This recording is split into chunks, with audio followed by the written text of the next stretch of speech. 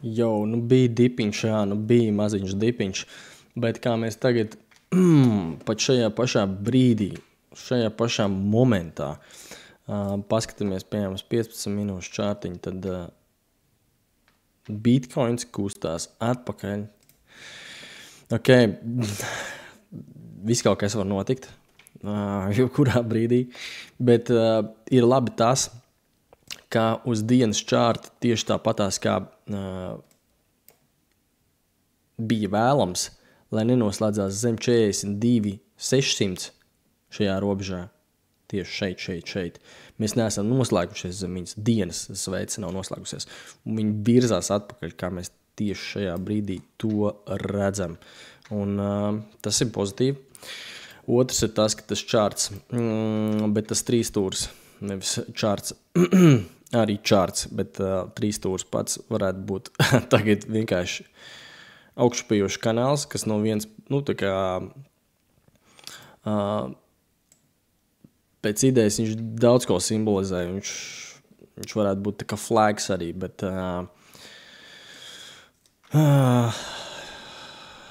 tu sazini, bet vispār, ja mēs skatāmies kaut vai tas pats trīsstūrītis, ja viņš ietu un viņš šitien te formētos vienkārši un sprākt ārā, tas būtu pats labākais scenārijs, kas varētu notikt šobrīd.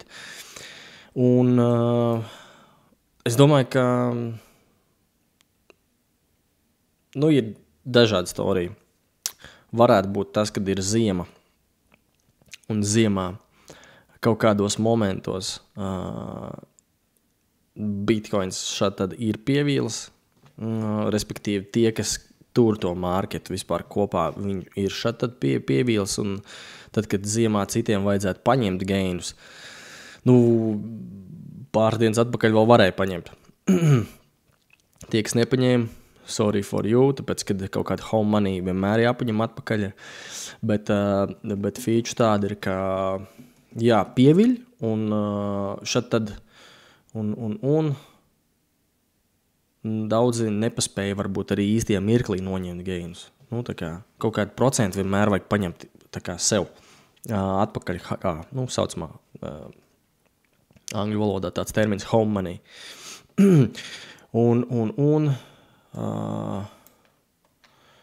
Jā,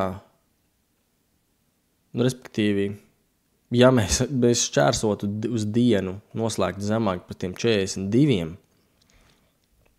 mums vēl ir 8 stundas, un skatīsies vēl kāda nākamā diena.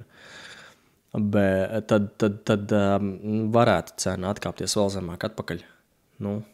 Un tas jau būtu gan jau, kad diezgan bīstam, ja noslēgtos zemāk par tiem 42, tad būtu bažs, jo mums to 40,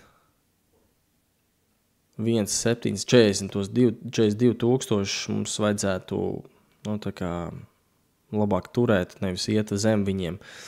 Tāpēc, ka tad jau paliek tāds, es arī noteikti uzreiz teikšu, nē, viss bēdīgi, visi jāpārdod vai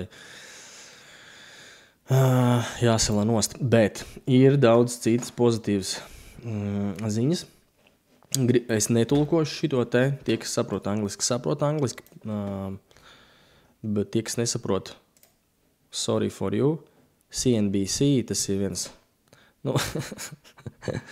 es viņu saucu tādu viskorumpētāko ziņu kanālu, kurā visu laiku viss dziedās pēc tās stabulītes, un nevienā brīdī tu nedzirdēsi kaut kāds abas puses viedokļus, bet. Next week or in the next month. Really what this is JP Morgan's of the world, the BlackRocks of the world, giving kind of a light of approval for Bitcoin as an institutional asset. And the ETF approval really opens the door for these passive flows to come from institutions, right? Where this has mainly been a retail asset for a long time. There's the recognition that on a risk-adjusted basis, this is the superior asset, right? Everybody talks about the volatility. What are they missing is the fact that passive allocation on a long time frame puts Bitcoin head and heels above every other asset class. If you started dollar cost averaging the day Bitcoin hit its all-time high until today, you're up 67% in Bitcoin compared to 23% on the NASDAQ. 11% for gold and you're negative on bonds. Right, so that's what people are missing here. This is a much bigger story than just the ETFs, and it's more so BlackRock's and the JP Morgans of the world capitulating on Bitcoin being an important asset. It does appear that companies that made a bet that this was an investable asset it's paid off. I mean, if you look at MicroStrategy, which was a software company, in 2023, its stock soared 337%. It outgained in terms of percentage NVIDIA and Meta and made it one of the biggest gainers in the United States, largely because of its holdings. Stories par to, ka ja Bitcoin ETF apstiprinās, un kur Bitcoin arhīvs ir, piemēram, ieminējies par to, ka approvals varētu būt 5 dienās, 10. janvārī. Ja tas nav kaut kāds tur... Parasti viņš ir tāds fact-checkers, tas šits čals, kas ir... Un viņš tā kā nedod tādas maldīgas ziņas. Un vēl kas ir... Šito es nokčkoju.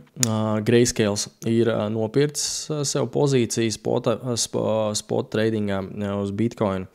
Priekš ETF izveidojas. Un kaut kur vēl bija Fidelities. Jā, ka Fidelities arī, kas ir viena no vislielākajiem iepircējiem. Būtībā tāpēc arī parādās tādas pozitīvas ziņas, es domāju, par Bitcoin, tāpēc, ka tagad, kad visi nolikuši šīs pozīcijas, visi gribēs betot un likt iekšā šo te naudiņu iekšā, tā kā iekš Bitcoin, ETF, un lielās kompānijas to var darīt. Tā kā sāks darīt. Tas ir kaut kas milzīgs, liels un vienkārši spridzeklis. Priekš tāda Bitcoin čārta un Bitcoin cenai, jāpalido pāris desmitas vai 10 točin uz augšu. Tā kaut kā. Pa lielam, jā, dienu mēs jāskatās vēl 8 stundas, bet izskatās, ka mēs esam normāli uzkāpuši.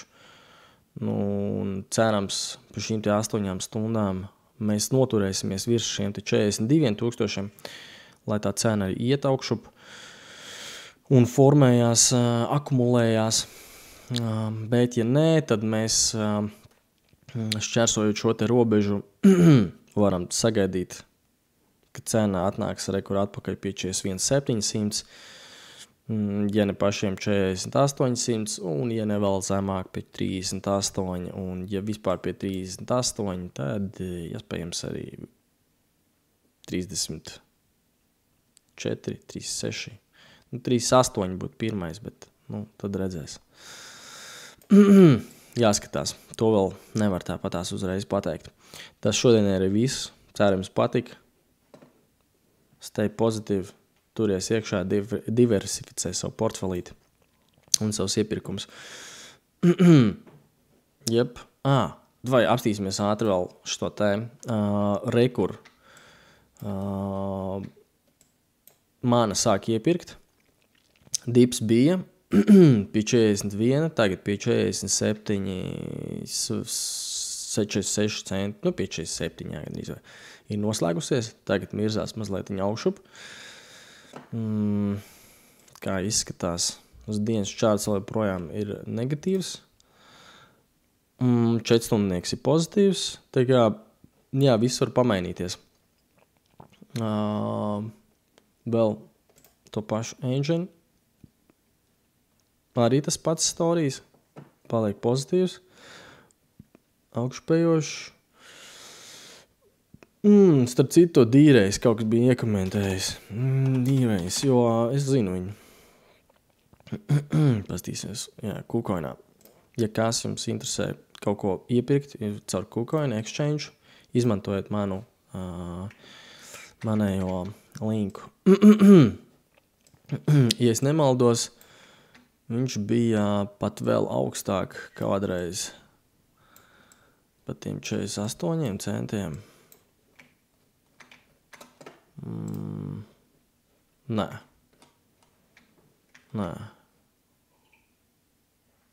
D-Race nebija?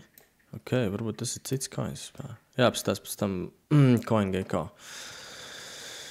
Šitais te, varbūt tas ir cits projekts, varbūt viņš bija rakstījās savādāk. Labs, 15 centiem uzskrējas augšā uz 40. Nu, tā, un bija pat sasniedz 78. Vispār jau pārsīks, jau gatavu. Tā kā, jā, pareizi ir. Labas izvēles. Nu ko, to ir beigsim un pastīsies kā mūrē kaut ko. Čiu.